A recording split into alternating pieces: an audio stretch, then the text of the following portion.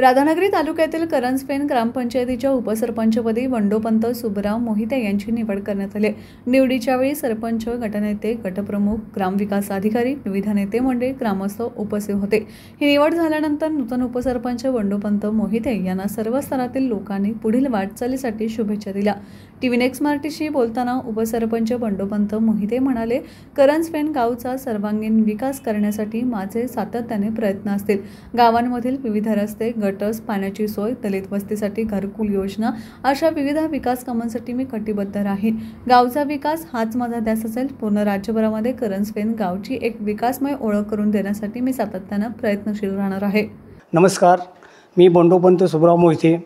माझी करंजपेन या गावामध्ये डेप्युटी सरपंच म्हणून माझी निवड झालेली आहे आणि त्यामध्ये माझे सरपंच, सर्व सदस्य, ग्रामस्थ या सर्वांचे मी त्याबद्दल आभार मानतो आणि गावाचा सर्वांगीण विकास करणे हेच माझे ध्येय राहील। पूर्ण ताकदीशी मी गावाच्या विकासासाठी काम करेन। करंजपेन गावचा विकास हाच माझा ध्यास असेल आणि त्यासाठी मी पूर्ण ताकदीशी काम करेन।